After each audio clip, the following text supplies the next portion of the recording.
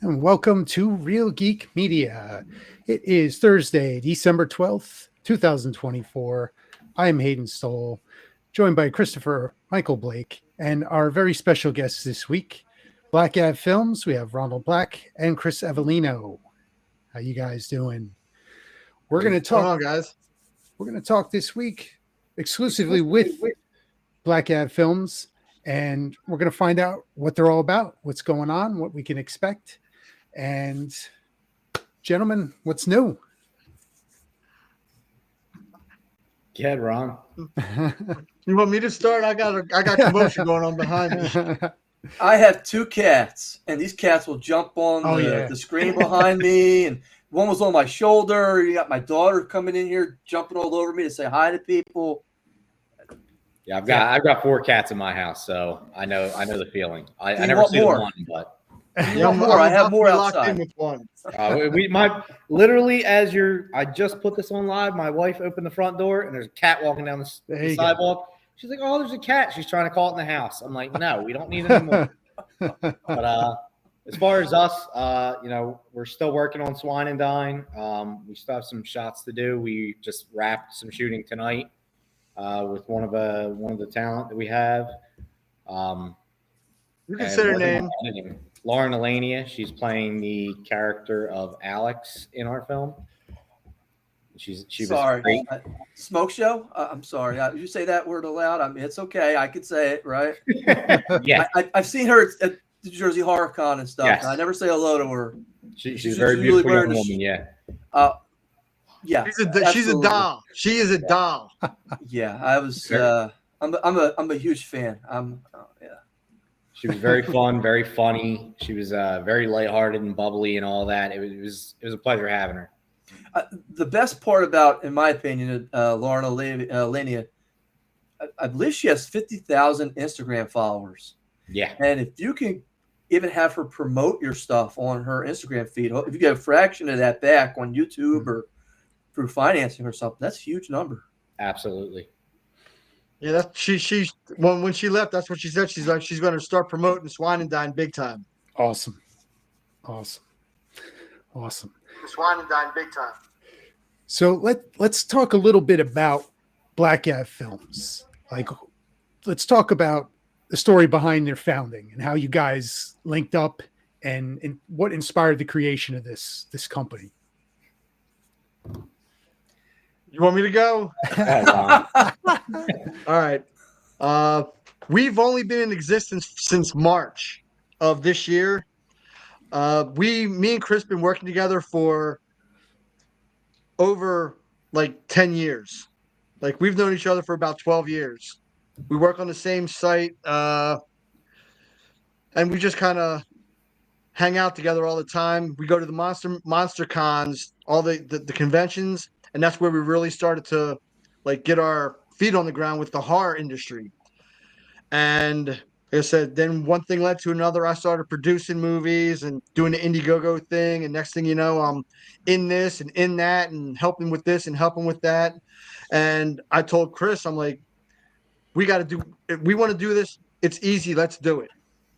And he's like, sure, whatever. Let's give it a shot. Like I said, it was like this.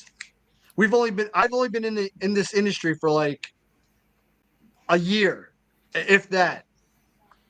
So, and then me and Chris started talking, and we came up with ideas, and I started writing scripts, and he started looking at them. We started going back and forth, and we are where we are.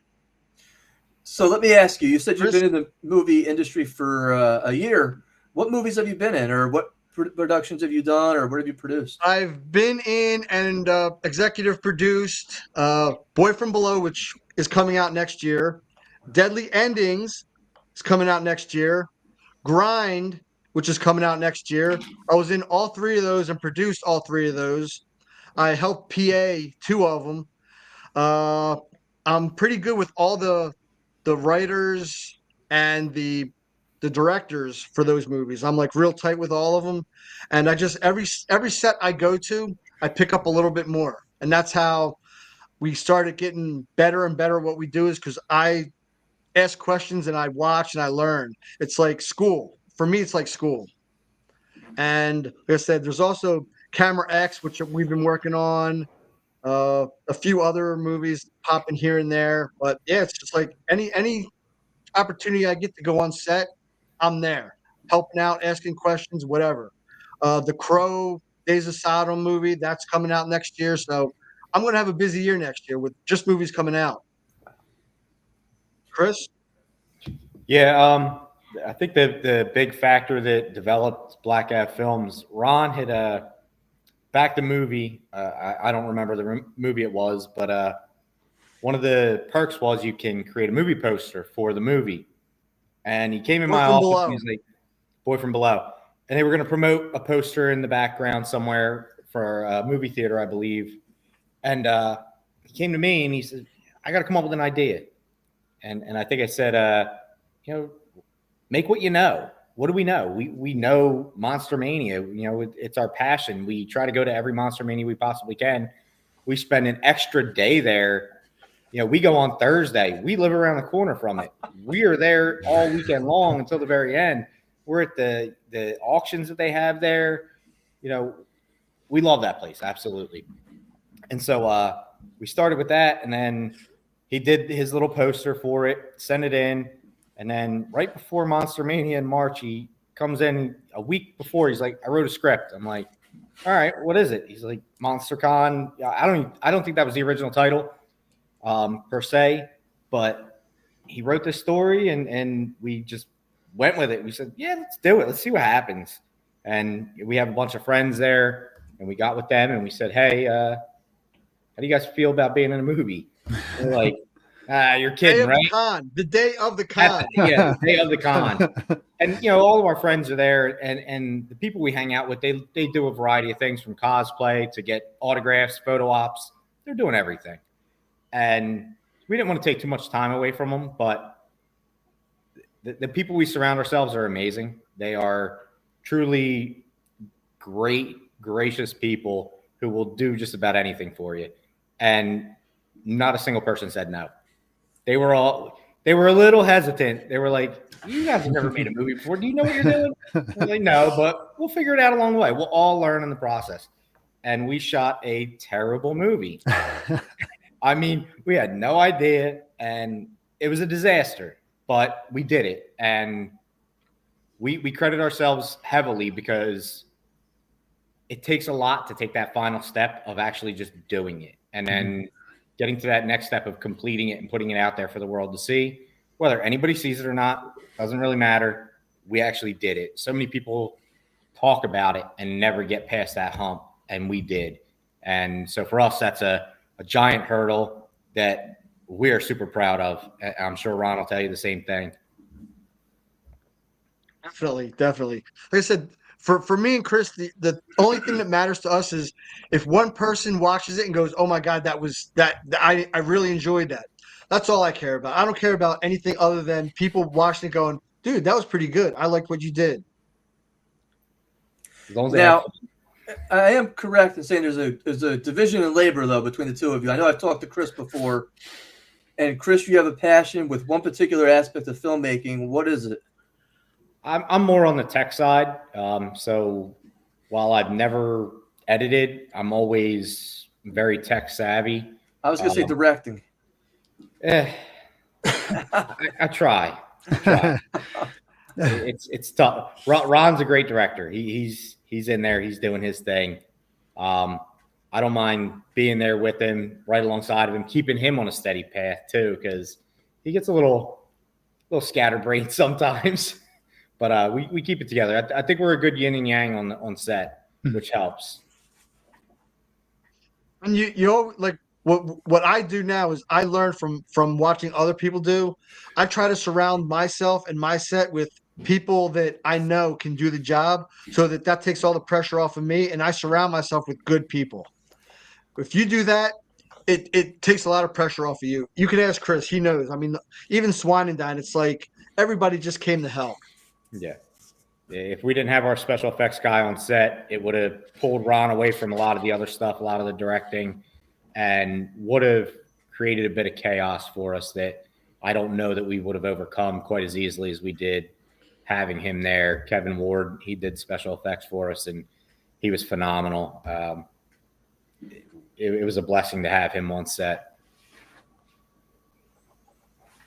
So you talk about a potential challenge right there. If you didn't have the effects coordinator on the set, and Ron's off doing something else, taken away.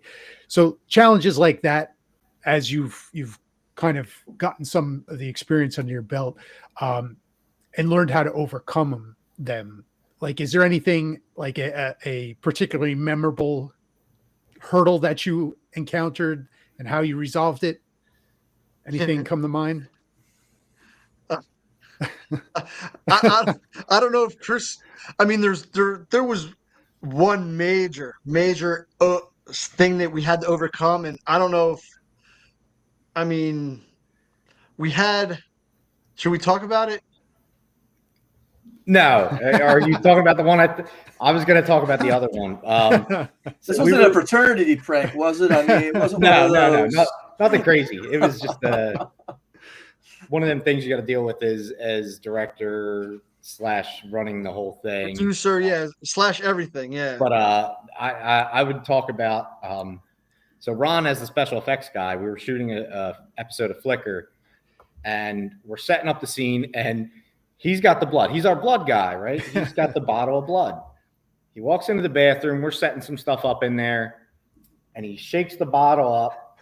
No. Once or twice. No. Not a heavy shake.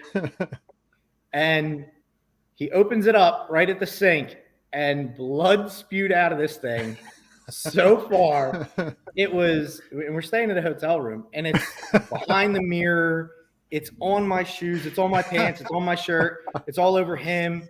It's all over. There was like 3 or 4 of us standing in the bathroom there, and it's everywhere. It's all up to it. It was a horror show. It was amazing. I mean, you can't write this stuff. Like, how this happens is amazing. But that's one of them things where, like, if we had a special effects guy there, he was supposed to handle that. We probably could have gotten along to our shoot a little bit quicker instead of being a little delayed like we were. But we laughed about it, cleaned it up, and moved on. Yes, I do have a question about that, and I'm kind of jumping ahead because I do have a question about how you guys interact and everything like that. But since we're talking about Flicker and we're talking about the hotel, for those of you in the audience who have not seen their 3-part episode so far, very gory. So if you're a horror, very short too, so not a lot of time investment. I love how the lights blink out, and then all of a sudden, I'm gonna give it away. I hate to do it. The killer with the face.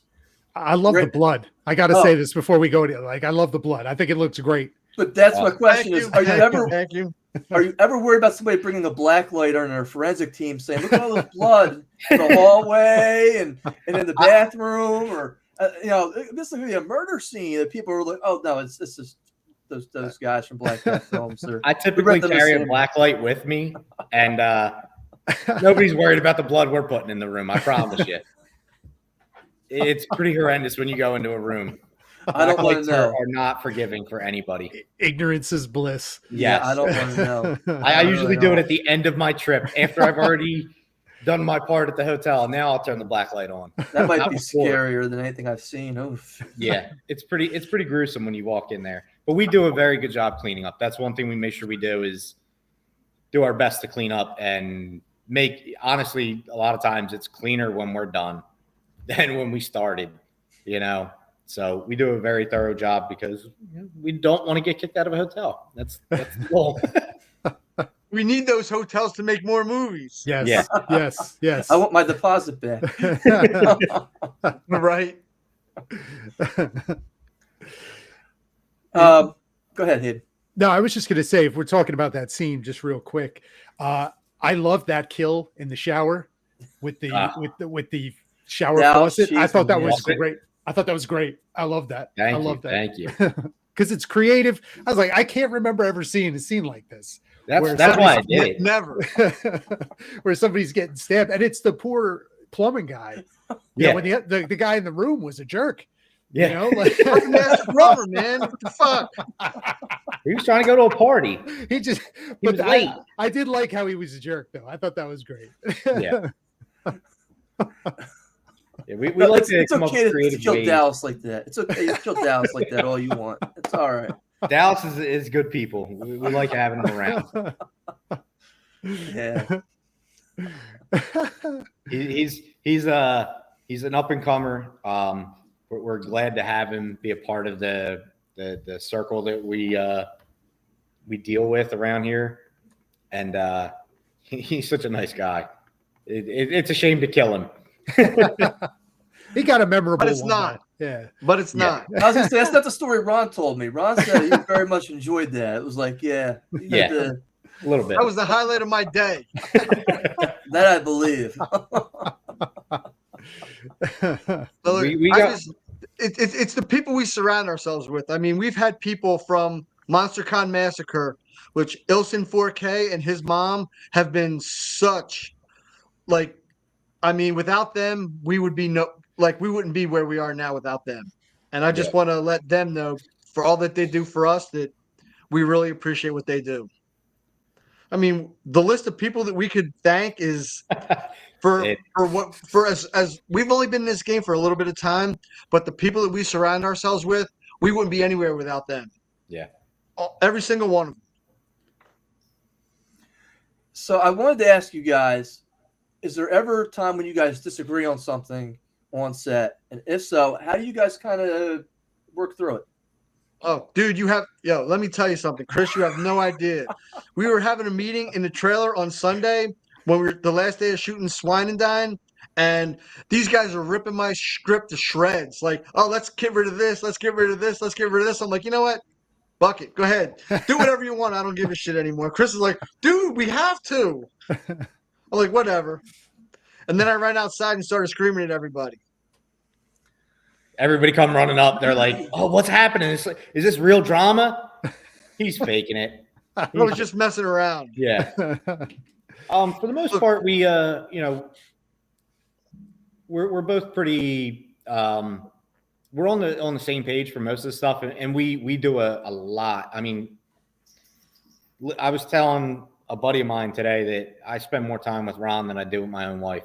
I spend 8 hours at work with him, and then another 4 or 5 hours at a shoot today, and then a shoot last week and a convention last weekend, and it's just we spend a lot of time together. So before we go into a shoot, we really discuss as many aspects as possible, all the what ifs, and we try to take care of that behind closed doors so that we don't have to have that heavy discussion with the stress of everything else around us and all the people around us beforehand. It really helps to figure out where we're going to go with it, and if there's a hurdle, how we're going to handle that when it pops up. I mean, for two people that have only been at this for less than a year, I mean, we've learned from watching how other mistakes happen, how not to make mistakes. So we try to jump ahead of that. And especially with the way the Terrifier guys are handling everything these days we're trying to keep on par with them. We're not even close to where they are right now, but that's the goal that we set for ourselves, is to try to be like them. One of the things that me and Hayden kind of talk about is that the future of film seems to be, for movie companies, lower budget movies, but quality scripts, quality actors. Yep. That they can try to make 2 or 3 or 4 times their money back on. So if the budget's $10 million, they can make $40 million on it. Maybe a sequel if it really takes off. That seems to be where we see the days of the big budget, $100 million megalopolis turd. Is really kind of, at least not in the horror realm. That's for sure. You're talking $10 million. Shit, you give me $50,000 and I'll show you a great movie. Yeah. You can show me $50,000. I might not be on the next plane to Bora Bora. I don't know. Do you have any, I guess,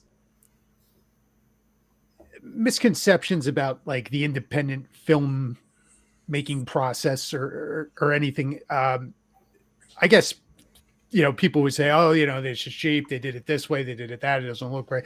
Any misconceptions you'd like to dispel? Because like Christopher had said, we talk a lot about it on this show, about those disastrous, Disney dumping $300 million into a movie that loses them $800 million.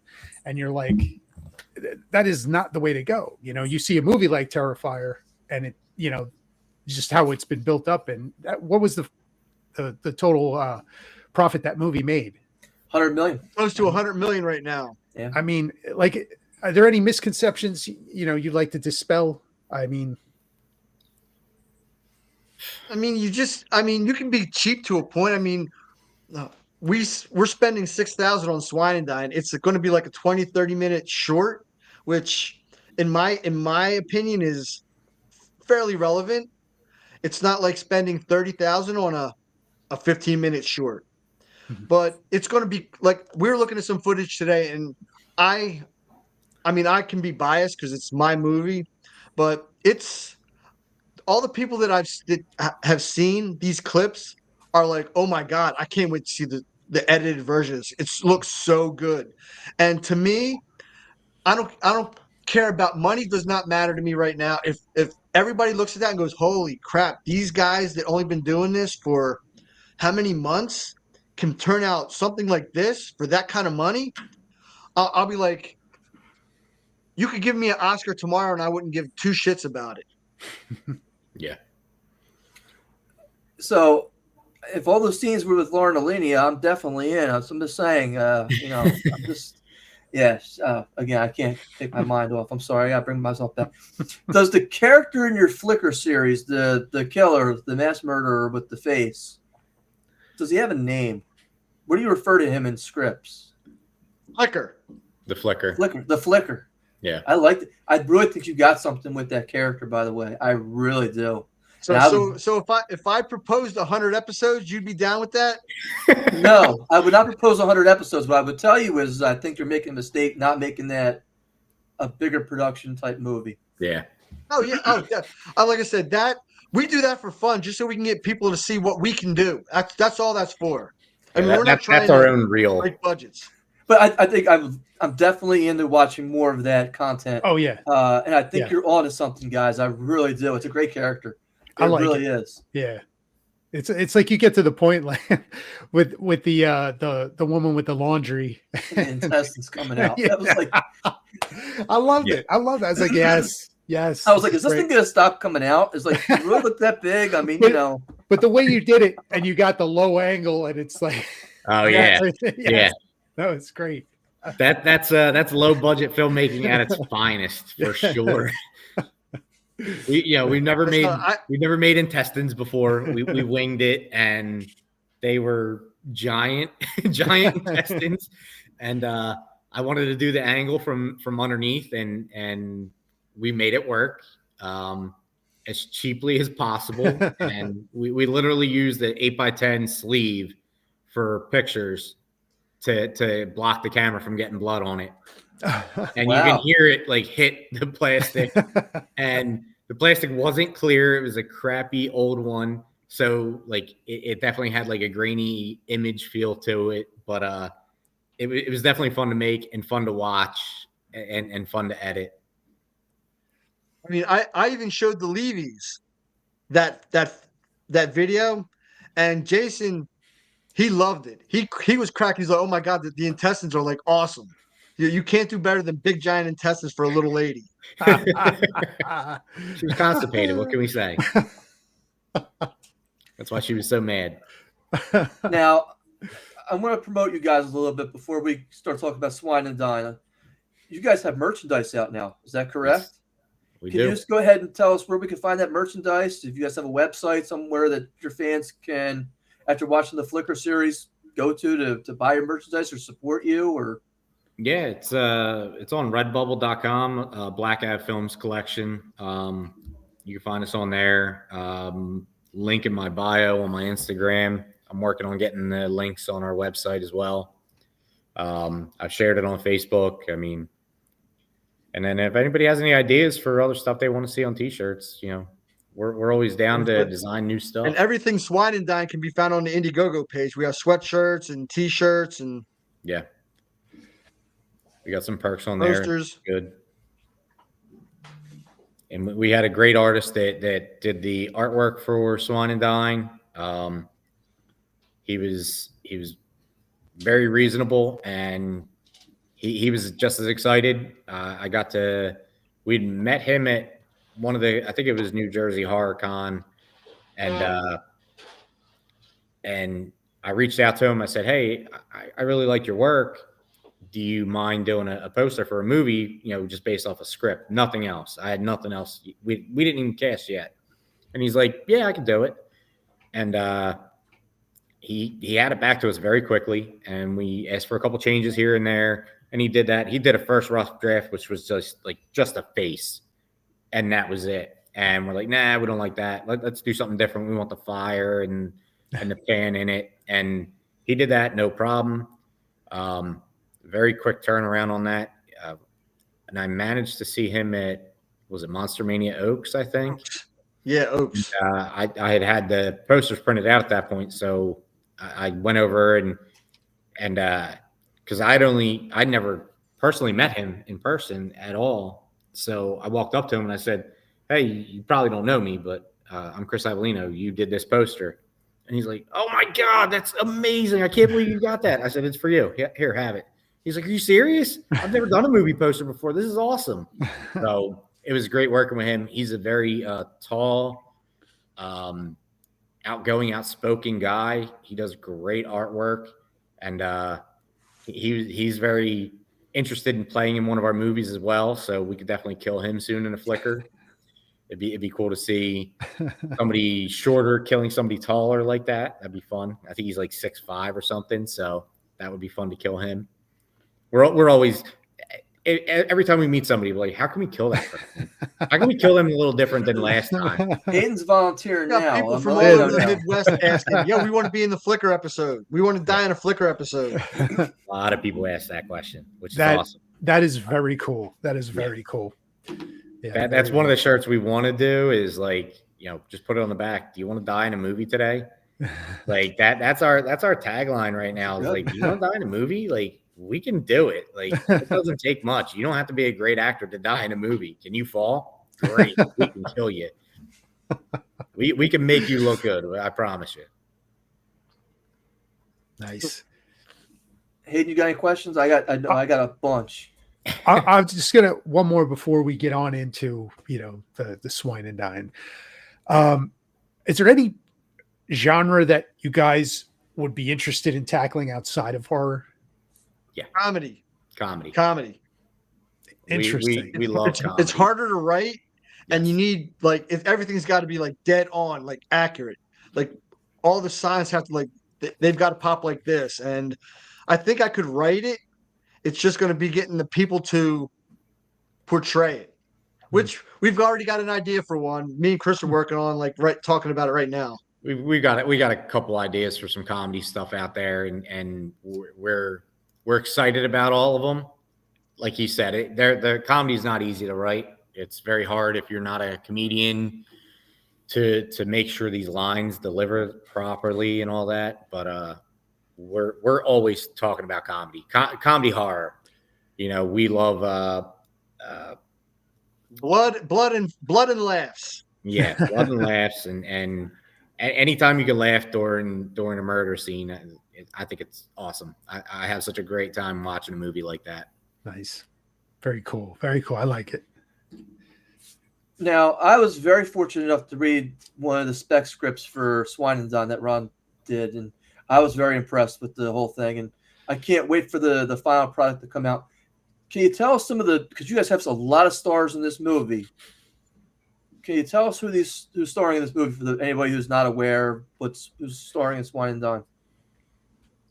Mark Haynes, he's our number one, he's the head guy. And if you don't know who Mark Haynes is, you will soon. He's player 4 in Stream. Big guy. You will know him soon. He's got muscles on top of muscles. Walking down the street. And he can act. He can act, and he's funny, and he can deliver, and he's got his. I mean, it's amazing to watch some of these actors that haven't made it yet walk on set and they know every line by heart. He doesn't need a script in front of him. He knows it, all of it, and it's so amazing to watch these people work. You know, they just walk on set. He's got his own take on it. He's got what we wanted. He's got ideas, and he's brilliant to work with. I mean, it was I was just in awe watching him work because he would just deliver a line without it. We're like, yeah, just say your line, and he would just throw a little spin on it, and I'm trying not to laugh or jump up and down or clap while we're filming because I don't want to ruin the shot. But as soon as he says cut, I'm like, oh my God, I can't believe he did that. That's amazing. So it was so much fun to watch him act and really get to deliver lines. I'm so glad that I got to give him a chance to showcase his real talent because he's really talented. Yeah. Who else is in the movie now? Michelle Santiago. Yes. So far, we got 2 guys from Stream. Okay. See where this is going here. That's okay. We've got Kelsey Rhea. Let me tell you, Michelle Santiago. She's another one. I mean, we have a scene with her that was phenomenal. When you see the movie, you're going to see the scene. You're okay. This is the scene they're talking about. It is amazing. I mean, for every time I watch it, watch it play back and editing and all that, I'm just like in shock that we filmed that she did that. She delivered it the way she did, and that everybody had a good time. I mean, everybody was cheering when it was over. When we yell cut, everybody's like, "Oh my God, I can't believe this is amazing." She did such a great job. I mean, I think everybody there witnessed everybody bring their A game, and not a doubt in my mind that these people did their absolute best work for us.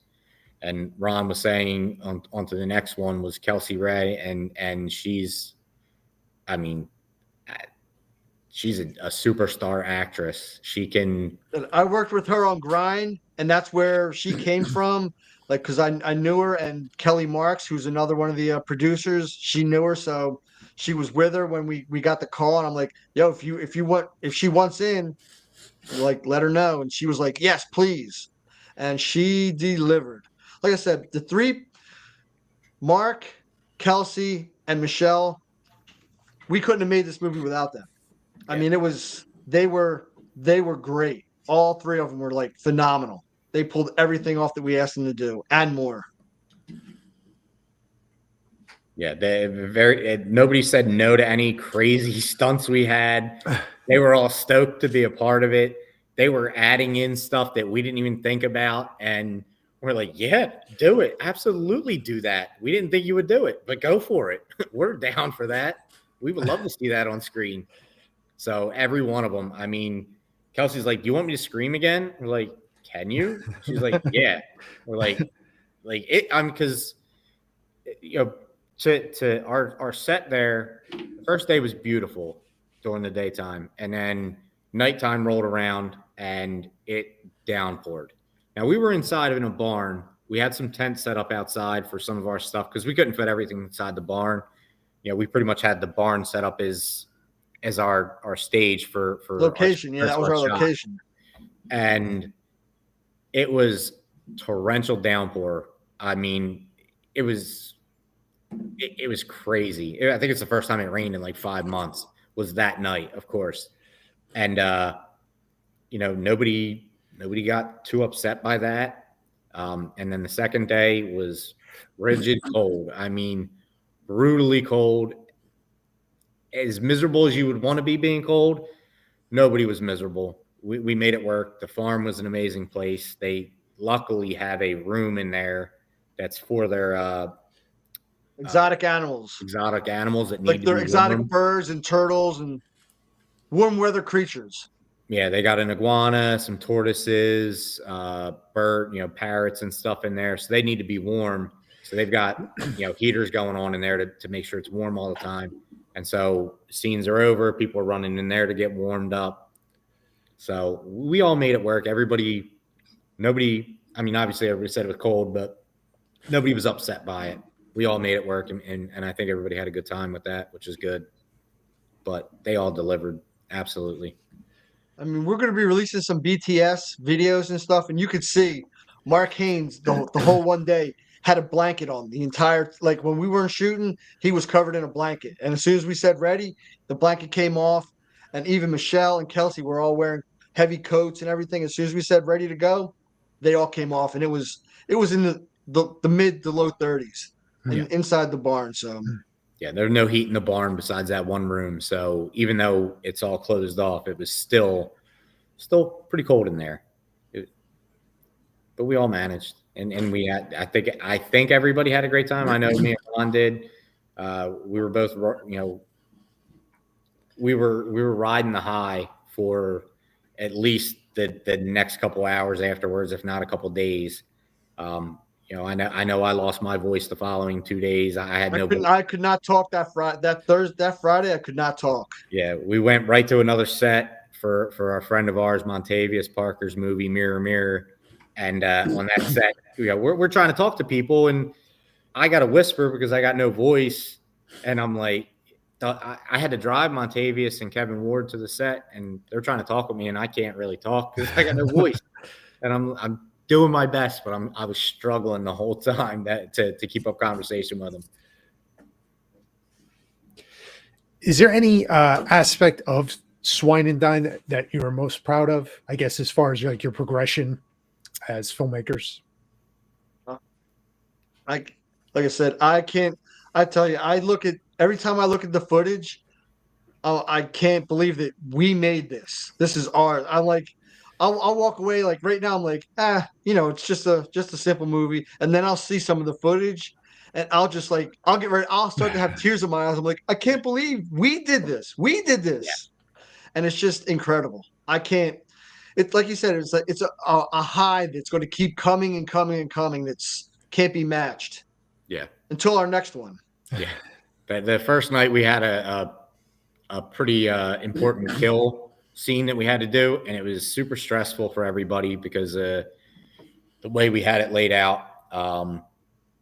We don't want to put anybody in harm's way, so we're trying to mitigate that as much as possible. And by the time we were done, I mean, I was shaking my whole ride home. I was just like so ecstatic the way it worked out.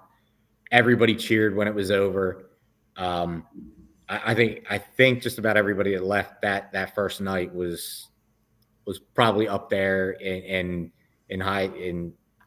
just riding that high of amazement to witness it, to be a part of it, and to participate in it. And we couldn't have done it without all the people involved. Absolutely. Ilson was the guy that we had to take out that night, but he's a great guy to die on screen, and we're glad to have him around every chance we get because he does such a great job. That kid pours his heart and soul into it. Every time you ask him to do anything, he never says no. Absolutely never. And it's amazing. His mom may question everything. His mom was a little cautious about it, but we mitigated those concerns as quickly as possible to make sure that it was going to be safe as possible for him, and it worked out. And the shot was amazing, and we can't wait for everybody to see it.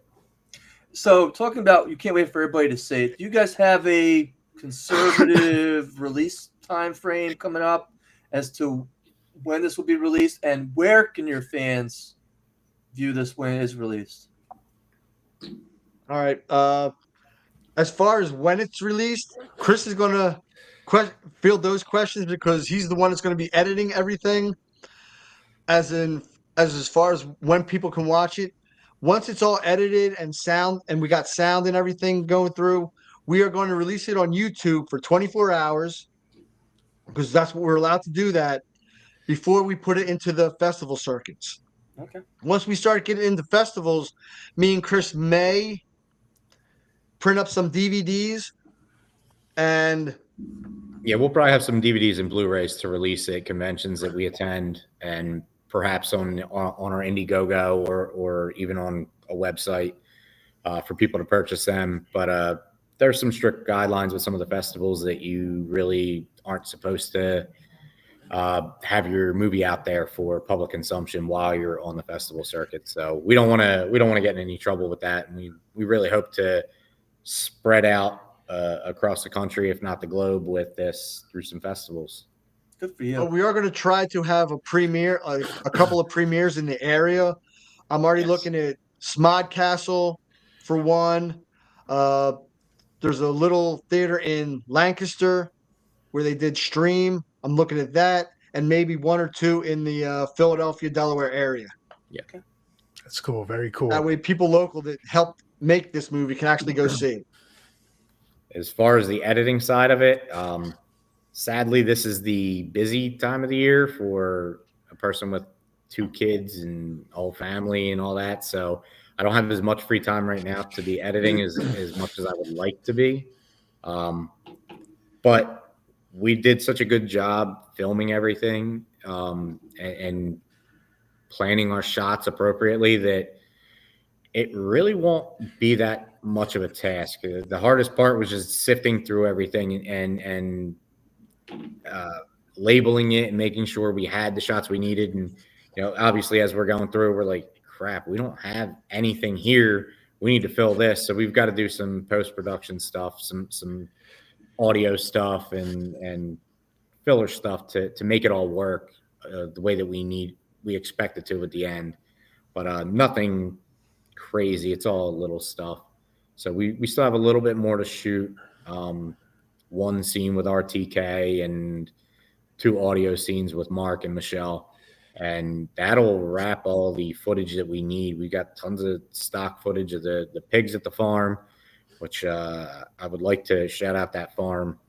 It's Freedom Farm Animal Rescue in Cedarville, New Jersey. They are a nonprofit rescue farm, and they are some of the most generous people I've ever met. A few years ago, I had chickens and I wound up getting a rooster from Tractor Supply. I got it as a chick, and my township ordinance said I can't have a rooster. Not supposed to have chickens at all, but definitely not a rooster. They're loud. And so I had to find a place to take the rooster without, doing anything dastardly to it. And so I found the farm and contacted them, and they said, yeah, we'll take your rooster. And so we went there and dropped the rooster off and toured the facility and all that. And this was years ago. And we were trying to figure out a solution to our location problems. And it popped in my brain, this farm being, a nonprofit rescue farm. And I'm pretty sure they had pigs when I was there before. So I reached out to them because I still follow them on Facebook and Instagram, and every once in a while they have some need that arises. They need food for the animals, so I throw them money any chance I get. And I contacted them, and they were like, yeah, absolutely, please come film a movie. And Jamie was amazing. He was so accommodating to there wasn't much that he said no to. He had 1 or 2 stipulations that he was like, yeah, I'd rather you not do that.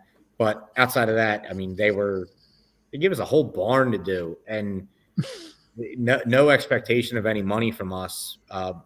We made sure that on our Indiegogo that we had a help feed the animals perk on there, so that whether you like horror movies or not, more than likely you like feeding animals that are in need, and they've got tons of them. They've got like 10 barn cats out there. I think they got 3 horses, 3 donkeys, cows, goats, emus, tortoises, ducks, chickens, turkeys. Trying to think what llamas. Their one dog is blind. They have no problem saying as much as they can. They will say yes to taking in an animal if they possibly can, and they will do everything they can to make it work to bring that animal there. Sadly, there's a lot of people out there that get animals that shouldn't get them. So there's a lot of potbelly pigs out there. Everybody thinks they're going to get a small pig, and then it turns into a 300-pound pig, and they can't take care of it anymore, and it gets pawned off to a farm like them. but they do everything they can to. They run on volunteers. I mean, they get volunteers all the time to come out there and help feed the animals. And every Saturday, I think it's every Saturday, they are open to the public. You can go and visit. It's free. I think they're doing a Santa Claus event upcoming soon. Check them out. You know, they're always open to donations. You know, they're helping out injured cats and injured dogs all the time. They are some of the nicest people I've ever met. They're amazing people there. So even if you don't like horror movies, like I said, you know, Freedom Farm is a great farm that's been gracious enough to let us film this movie and have pretty much opened their doors for us to film anything we want there within, you know, reason of not harming their property or any of their animals. And we got a ton of stock footage with their pigs. I mean, we just went there and filmed. Me, my wife, and Ron and his wife, we went there one Saturday and we hung out there for a couple hours, just touring everything and feeding animals, and we had a blast. Yeah, it's a really nice farm to go to. It's in the middle of nowhere, but it's super nice. Last things before we close it down. When can I expect my poster? I was a supporter for Indiegogo for you guys. We have the posters. I'm just joking with you guys. I'm just joking. We burned all those posters. You're talking about this poster. I'm like, I gotta get this poster. I'm like, oh, I remember buying that. I want that. We have one more member of our crew who did not sign. She had to leave early on the Thursday. Sunday, on the Thursday, yeah. And so she's the only one that didn't sign, Alex Surface, and so once we get her to sign, we can ship them all out. I'm just joking with you. I'm just glad I can support you guys because you guys are very talented from what I've seen so far with this Flicker series, and I know I can't wait for Swine and Dine to come out and watch it. So me too. Excited. I can't wait for it to come out too because that means I'm done. On to the next project. Because, I mean, we've got, what, 5 episodes of Flicker that we've already filmed that we just have to edit. Yeah. So usually when we go out to film a episode of Flicker, we don't film one. We film 2 or 3 at a time because they're so short. It doesn't require we try to do 4 or 5 at a time, but sometimes time gets us. Some people run away. They get lost. They go to bowling. Montavious. We were supposed to film at Montavious, and he was just having a good time. And so he went up bowling with Michelle somewhere. And, but, you know, it's part of the game. He flew out here from Colorado, so he wanted to have a good time. You got killed with a bowling ball. Yeah. That's a good one. There you go. That's the writer in me. It's like, is there one message you want to give to your fans and supporters before we wrap? Oh, wow. Right. We are only in this to have fun and make sure everybody that comes and works with us has fun and just put out good, fun content. I mean, I just want people to enjoy what we do. That's all I want. At this point in time, that's all I care about. Me and Ron are both huge fans of Kevin Smith, and he says it very well. Just go out and do it. Don't hesitate. Don't let anybody tell you no. Don't let anybody tell you can't do it. Do it. Just do it. Once you've done it, you've done it. You've gotten past that part of it, and you can move on from there. Whether you did a great job, bad job, doesn't matter. You learn from it. You got something out of it. Whether it's good or bad, it doesn't matter. Just go out there and do it. Don't let anybody stop you. And that's what I would tell everybody. Don't let anybody stop you.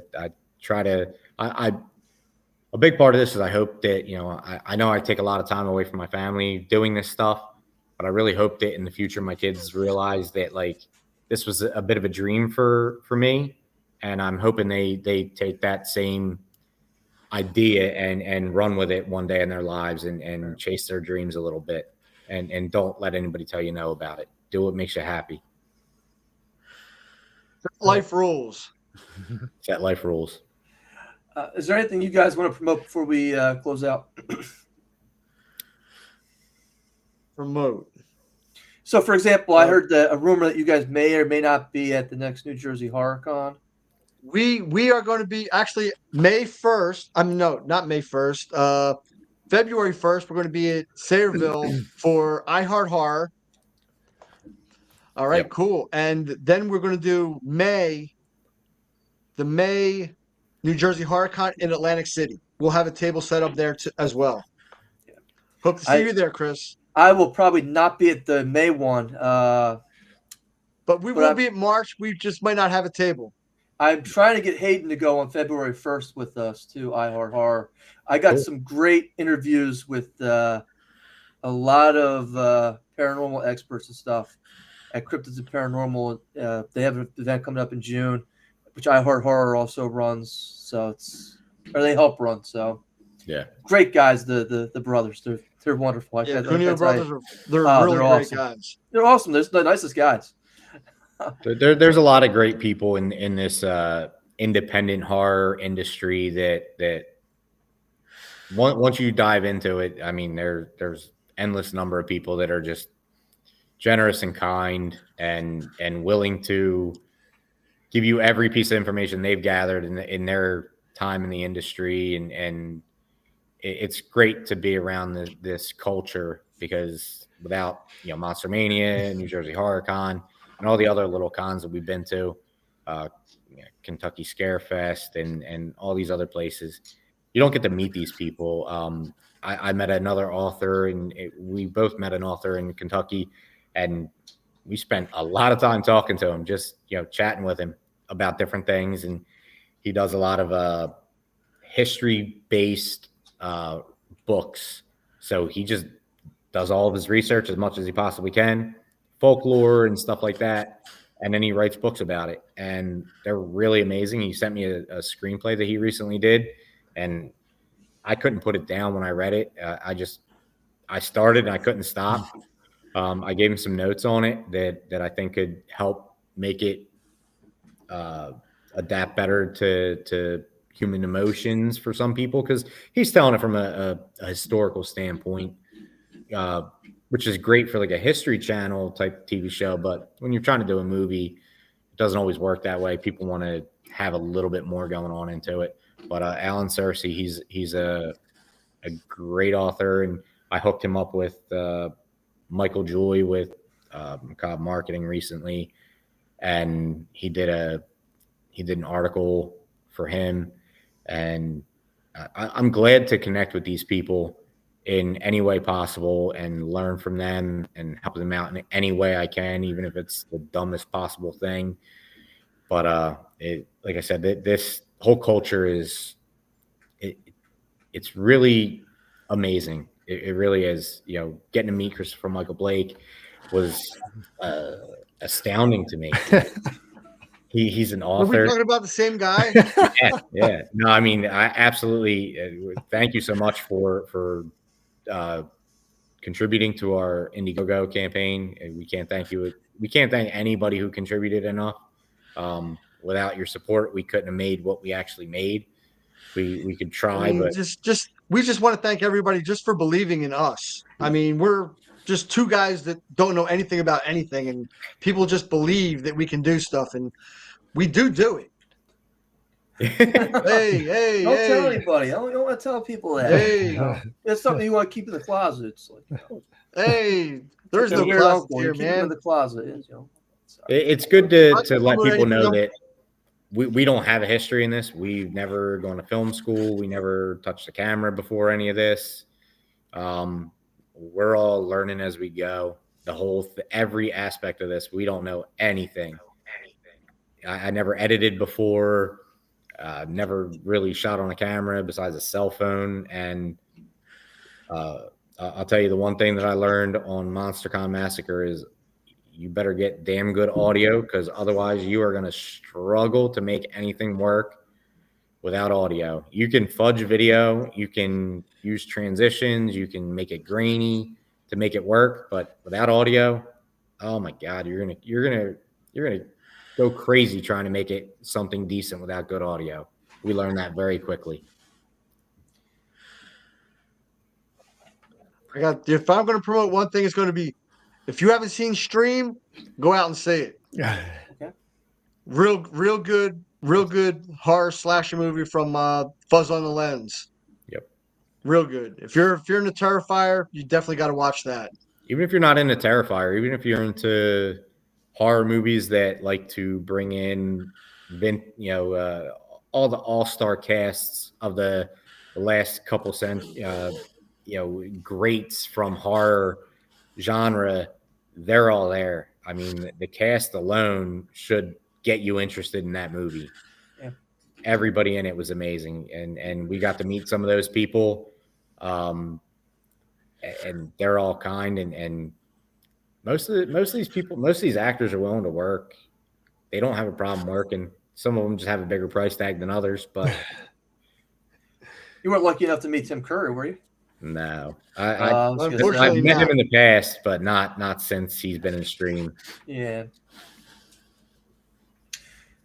Hayden, you want to take us out? I mean, Ronald Black, Chris Avellino, Black Ad Films, thank you both for joining us. It was a pleasure. I'm really excited to see Swine and Dine. I can't wait. I can't wait for more Flicker episodes, some more innovative kills, and a lot of blood. I can't wait. the bowling ball. Thanks for having us on, guys. Like this Yes, is thank our you. first actual podcast, and we really Yeah. appreciate it. I got a feeling you guys are gonna be doing a lot more because I'm telling so. you guys are heading in the right direction. Hope so. Thank you. No, hope you. so. It's gonna happen for you guys. I'm telling you. Yeah. Just watching the Flicker series, you guys are hitting, and it's to the point. It's it's good. So thank you. We appreciate it. If you like what you saw here, please subscribe. If you're not going to subscribe, we appreciate you watching this video and taking the time. And I hope you look at Black Ad Films and take a peek at what they got coming up. All right. Stick around. We'll be back with the news. Black Ad Films, ladies and gentlemen. Thank you. Thank you.